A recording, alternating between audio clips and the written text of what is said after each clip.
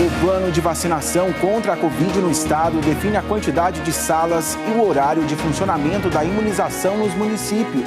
Confusão em Valparaíso, no entorno do Distrito Federal. Um grupo de entregadores tenta derrubar o portão de um condomínio. Os caras vão derrubar o portão. 2 prefeitos goianos internados em São Paulo com Covid-19. Adib Elias de Catalão viajou para a capital paulista após diagnóstico da doença. E o prefeito licenciado da capital, Maguito Vilela, completa 81 dias de internação. Estão presos em Rio Verde 4 homens que ameaçaram a polícia em um vídeo postado nas redes sociais. Cadê os bandidos que pagam de ameaça? Você da polícia! O preço do milho em alta em 2021. O preço do grão subiu nos últimos meses e até a pamonha sofreu os impactos. Hoje é segunda-feira, 11 de janeiro, e o seu Jornal Anhanguera está começando agora.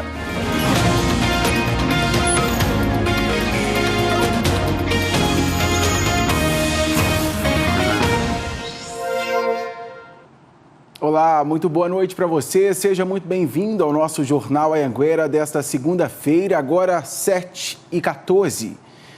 Definido hoje à tarde como vai funcionar a vacinação contra a Covid-19 em Goiás. O Gabriel Garcia está chegando ao vivo com esse assunto. Eu quero saber dele quais foram os pontos discutidos. Boa noite, Gabriel, com você. Oi, Tiago, muito boa noite para você, para todos que nos acompanham. Um dos pontos é que Goiás vai ter salas exclusivas para vacinação da Covid-19. Essa reunião foi entre a Secretaria Estadual da Saúde e as Secretarias Municipais da Saúde. Mais de 300 gestores de todo o estado participaram por videoconferência dessa reunião, onde ficou estabelecido, por exemplo, como vão funcionar essas salas de vacinação quando já tivermos doses da vacina da Covid-19 em Goiás. A gente preparou um esqueminha para mostrar para vocês como é que vão funcionar essas salas e quantas salas vão ser necessárias. Dá só uma olhada. A partir dessa definição, é o seguinte: cidades que têm até 200 mil habitantes vão ser até 3 salas para imunizar contra a Covid-19. De 200 mil a 500 mil habitantes, até 5 salas de vacinação. Acima de 500 mil moradores, até 8 salas de vacinação.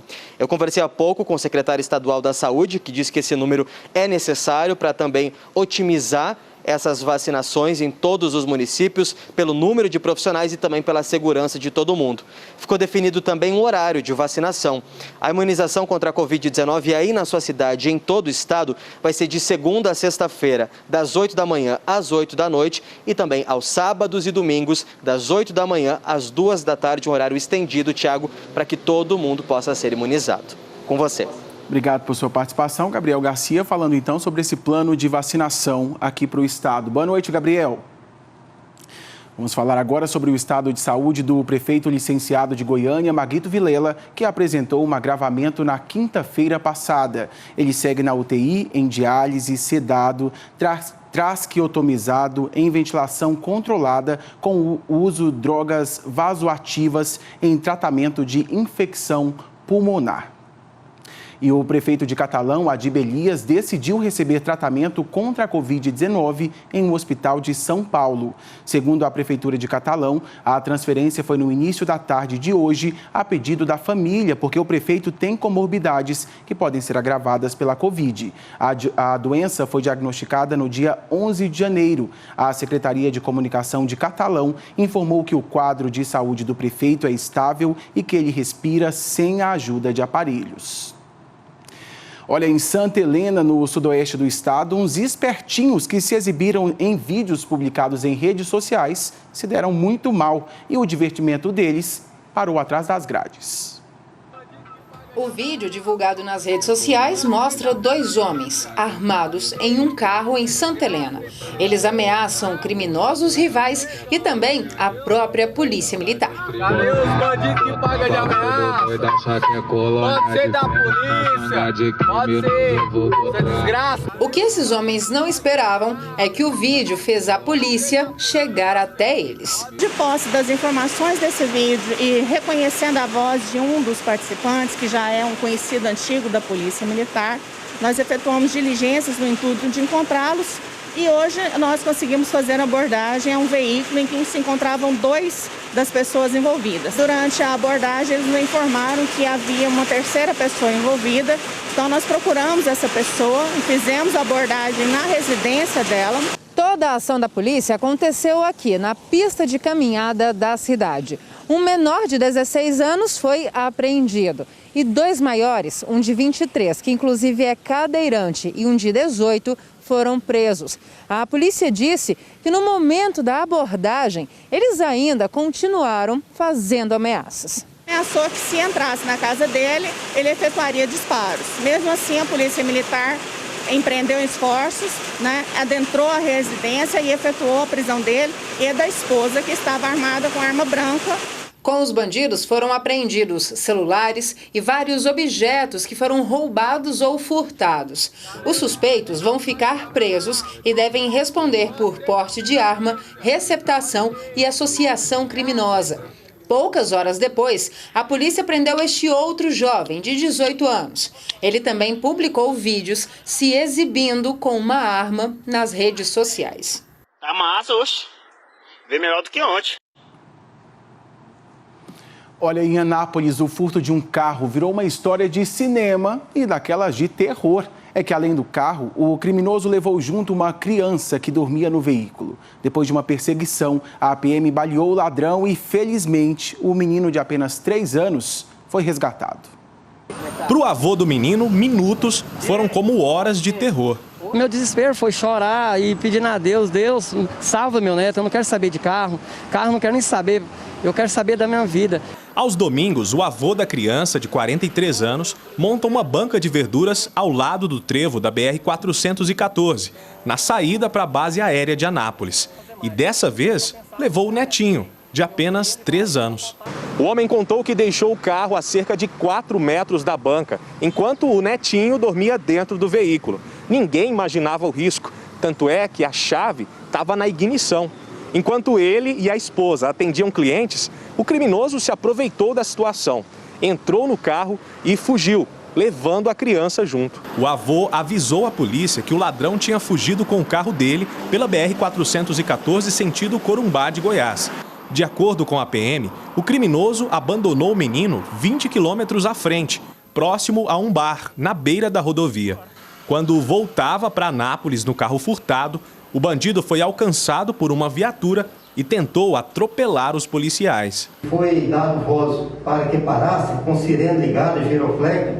O mesmo desobedeceu, ainda jogou a viatura em cima dos policiais no intuito de matar. Foi necessário efetuar alguns disparos para fazer a abordagem do cidadão. Antes de ser levado para o hospital, o criminoso, de 27 anos, contou onde tinha deixado a criança.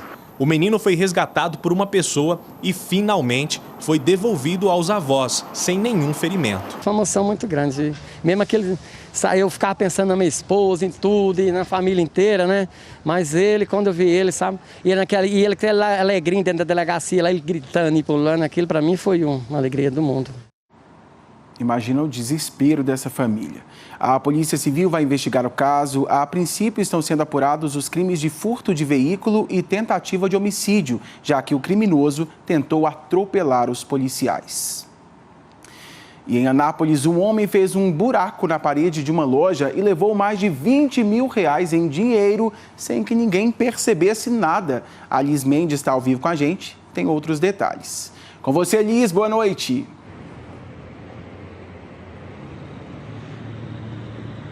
Oi, Tiago, boa noite para você, boa noite a todos. Olha, ninguém percebeu nada porque esse homem escolheu justamente a madrugada para poder agir, né? Esse buraco aí na parede foi descoberto pela polícia e estava em um provador masculino. Uma funcionária, quando chegou para trabalhar hoje de manhã nessa loja de departamento, observou que tinha algo estranho, que alguém podia ter passado por ali, e ela foi verificar nas câmeras de segurança e viu que por volta das 9 horas da noite, um homem aparece em um dos corredores dos fundos da loja e cobre as câmeras desse corredor. Foi então que ela foi até o cofre da loja e percebeu que ele tinha sido arrombado e esse invasor tinha levado mais de 20 mil reais do cofre dessa loja. A polícia foi acionada, está verificando não só as câmeras de segurança dessa loja, mas das lojas ali ao redor para perceber alguma movimentação e identificar esse criminoso. Tiago. A gente segue de olho nessa história, né, Liz? Obrigado por sua participação. Olha, nós entramos em contato com a assessoria das lojas Americanas e ainda aguardamos o retorno. Falando ainda da região de Anápolis, um acidente envolvendo 2 caminhões deixou o trânsito lento na BR-060 entre Anápolis e Brasília. A frente de um dos caminhões ficou destruída. O acidente parou no fim da manhã o trânsito na BR-060, sentido Anápolis-Brasília. A lentidão chegou a mais de 10 quilômetros. O motorista de um dos caminhões chegou a ficar preso nas ferragens. Foi preciso acionar o resgate dos bombeiros. Segundo testemunhas, um dos caminhões estaria em alta velocidade, o que pode ter causado o acidente. A Polícia Rodoviária Federal de Anápolis registrou a ocorrência e apurou que uma desatenção pode ter contribuído para a batida. Relatos do motorista que ele abaixou para fazer um ajuste no som do veículo. Ele perdeu o contato visual com a pista por alguns instantes e acabou se dirigindo ao acostamento de um veículo parado no acostamento. Ele, em decorrência da falta de atenção, acabou colidindo na traseira desse veículo. Equipe da concessionária da rodovia ajudou na retirada dos veículos. No início da tarde, o trânsito já tinha normalizado. Tem que ter atenção na hora de pegar a estrada. E o vídeo de uma confusão envolvendo entregadores por aplicativo está dando o que falar em Valparaíso, ali no entorno do Distrito Federal. O grupo tentou derrubar o portão de um condomínio. Quem tem todos os detalhes para a gente é a Daiane Jardim, que vai nos contar o motivo desta confusão. Com você, Daiane, boa noite.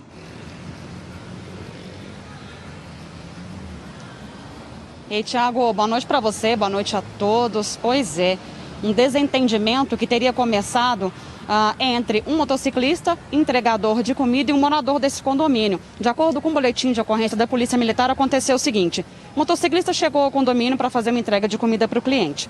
Ao invés de simplesmente tocar o interfone, chamar, ele começou a fazer barulho com a moto. Um outro morador desceu, pediu que ele não fizesse isso, porque no condomínio moram idosos, crianças e que esse barulho estava incomodando.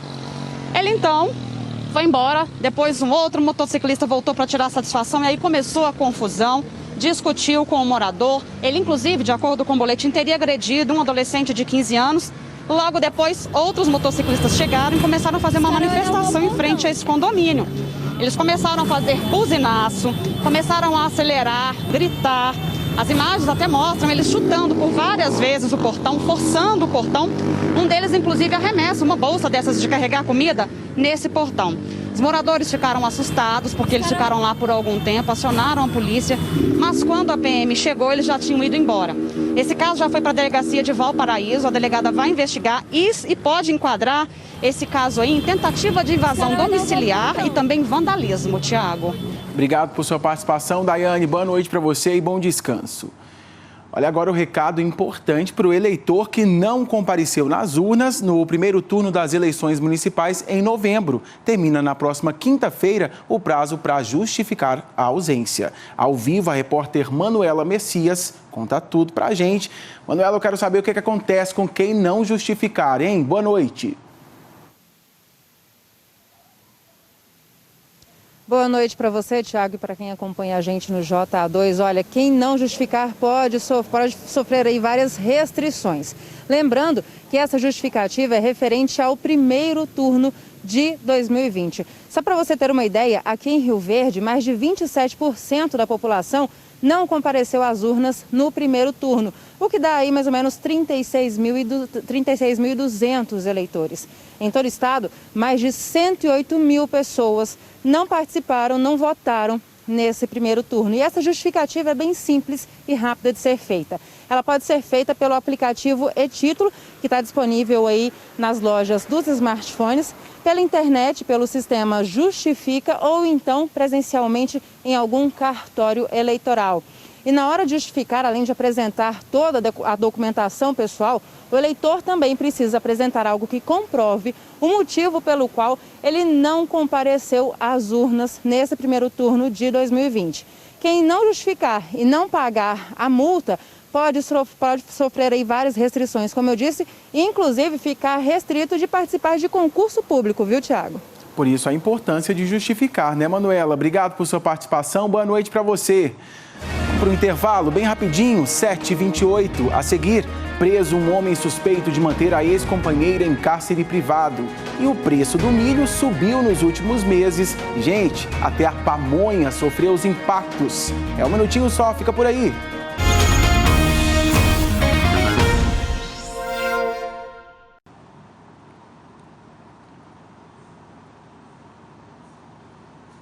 Um homem foi preso em Jataí, suspeito de manter a ex-companheira em cárcere privado. A Tássia Fernandes tem os detalhes ao vivo para a gente. Vamos chegar ali no telão para a gente bater um papo com ela.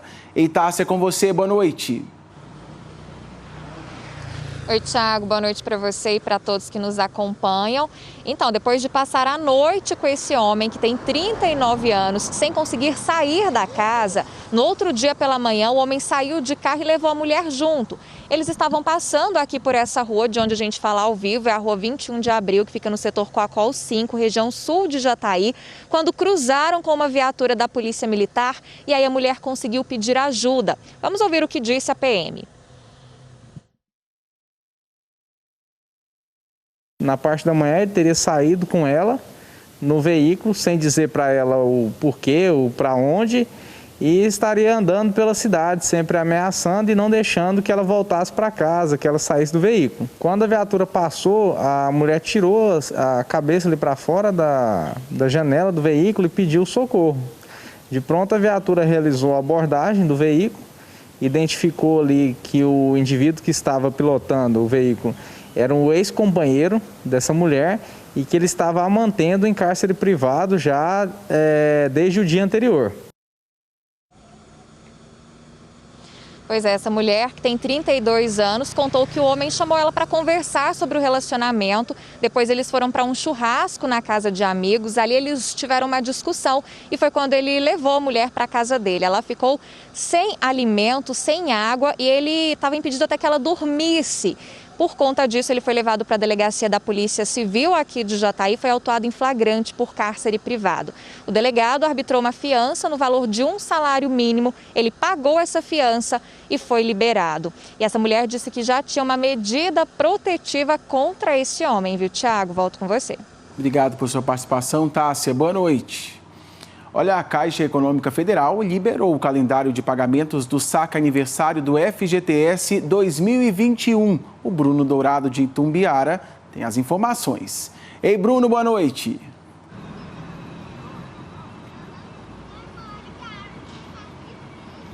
Olá, Tiago. Boa noite para você, boa noite a todos. Pode sacar, então, quem tem saldo nas contas ativas e inativas do FGTS. Isso depende, então, do saldo que o trabalhador tem no fundo de garantia. Um exemplo, se o trabalhador tem R$ 750, ele pode sacar 40% mais um adicional da alíquota de R$ 50, totalizando R$ 350. Esse saque depende também, Tiago, do mês que o trabalhador nasceu. Se ele nasceu em janeiro, ele já pode sacar, então, o dinheiro que está disponível desde o primeiro dia útil do mês e tem até o dia 31 de março, ou seja, 2 meses corridos, para retirar o dinheiro. Quem optar pelo saque aniversário continua tendo direito à multa de rescisão de 40% em caso de demissão sem justa causa, mas poderá perder o direito ao saque e rescisão, aquele total da conta do FGTS. Os valores, as datas, a tabela completa está no nosso portal g1.com.br/economia. Tiago, volto com você.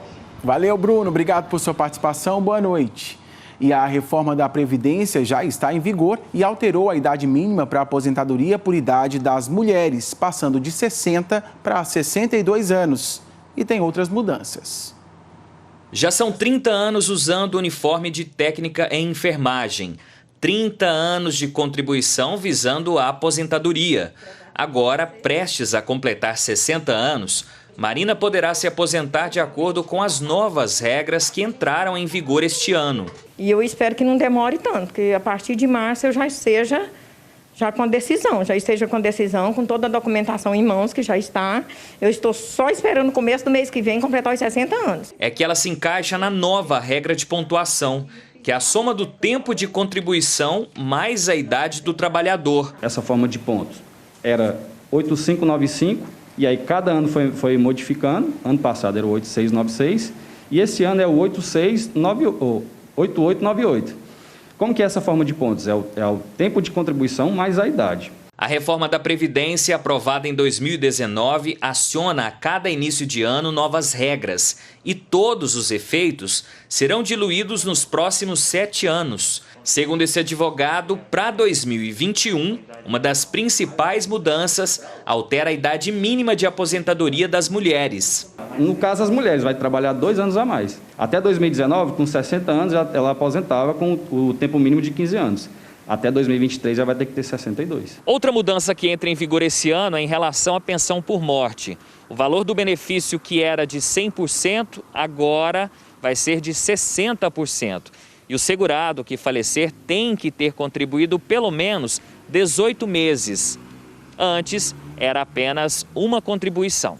O benefício vitalício, em caso de morte, também mudou. Em 2020, recebia o benefício o dependente que tinha menos de 44 anos de forma parcelada.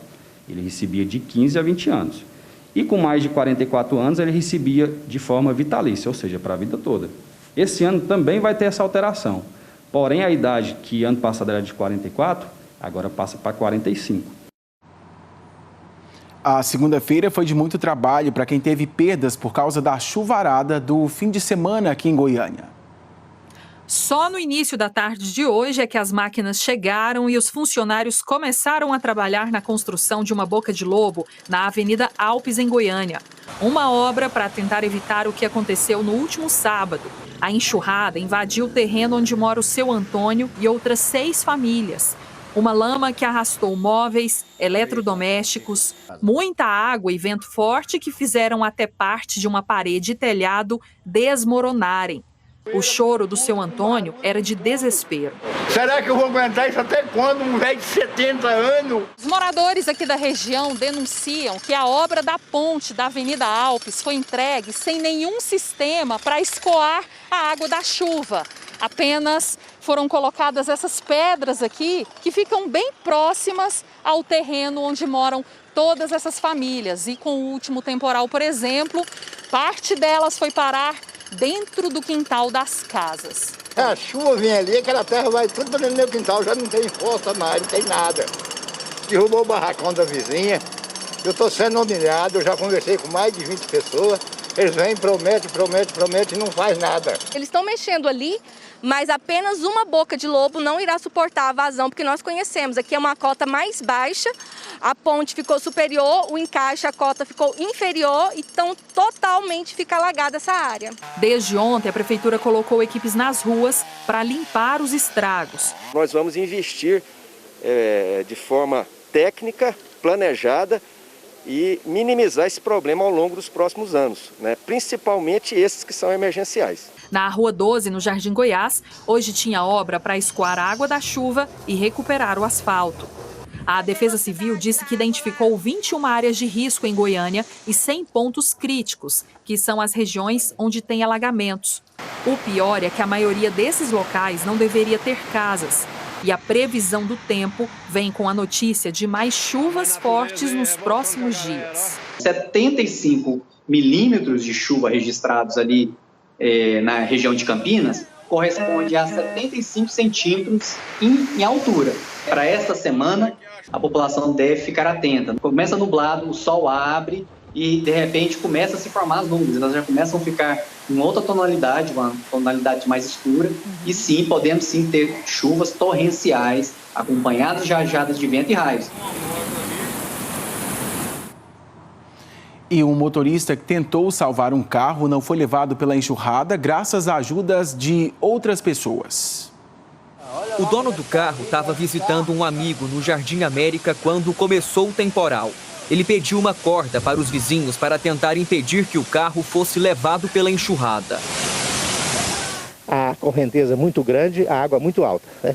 Mas mesmo assim ele foi. mas ele também precisou ser ajudado. Foram cerca de 30 minutos de muito sufoco, lutando contra a força da água. A gente vê que a corda jogou para ele, amarrou na cintura para amarrar no veículo. Aí tentando puxar o carro, aí ele levou a 2 pontas, como é que nós puxava ele?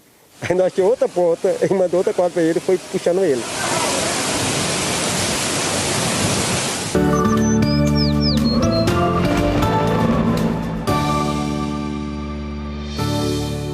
A terça-feira deve ser de muita chuva em várias regiões de Goiás, acompanhada de rajadas de vento e raios. Riscos de temporais nas regiões leste e sul, com chuva de 35 milímetros. Chove também nas regiões oeste e sudoeste, 30 milímetros. No centro e no norte de Goiás, 25 milímetros. Catalão, a mínima é de 20 e a máxima é de 29 graus. Rio Verde vai de 20 a 32 graus. Mínima de 22 graus em Tumbiara e 32 de máxima. Porangatu tem calor previsto de 35 graus e mínima de 22. Estamos na época da safra de soja, mas os produtores rurais já estão pensando e planejando a safra de milho, que vem logo em seguida. E o preço do grão subiu nos últimos meses e deve manter essa alta agora em 2021. Isso é bom para o agricultor, mas acredita que até a pamonha já está sofrendo os impactos dessa alta. Vai uma pamonha de doce aí? Porque de salgado já basta o preço que subiu bastante nos últimos meses. Eu conseguia vender ela, a pamonha simples, de doce com queijo, sal com queijo, de R$ 4,50, R$ 5. Tive que subir ela de novo. Eu passei ela para 6, a que tem mais ingredientes passou para 7. O valor da pamonha e de outros derivados subiu porque o preço do milho continua em alta desde o ano passado. Aí não teve jeito, o comerciante teve que repassar essa alta para o consumidor. No ano passado, a saca de milho chegou a ser comercializada a R$ 75. Neste início de ano, continua acima de 70 e deve manter essa alta por conta da demanda aqui no país e no exterior. Os preços se mantêm firmes até registrar algum crescimento nos primeiros dias do ano. O cenário internacional também é favorável à formação dos preços. Os preços do milho em dólar têm crescido forte nos últimos dias e isso também é reflexo de uma oferta limitada, encontrando uma demanda bastante aquecida em todo o mundo. Só em Goiás, no ano passado, foram colhidas 12.600.000 toneladas do grão. Para este ano, se o clima for favorável para a cultura, a produção pode superar 13 milhões de toneladas. O José colheu cerca de 900 toneladas de milho e armazenou metade da produção do ano passado, esperando a alta do preço. A gente fica meio preocupado, uma hora está alto, outra hora está baixo, mas vamos escolher o melhor momento para fazer a comercialização, né? Mexer no preço da pamonha não, né? Olha a hora da imagem do dia. Um caminhão pegou fogo na BR-153, perto da alça de acesso para o anel viário de Aparecida de Goiânia. O Corpo de Bombeiros foi chamado para apagar o incêndio. A concessionária que administra a via também mandou uma equipe para o local. A cabine da carreta ficou totalmente destruída, mas o fogo não chegou a atingir a carroceria. Imagens fortes. Uma boa noite para você. Estamos indo embora com imagens ao vivo de Lusiânia. Valeu por hoje, pessoal. Até amanhã. Tchau.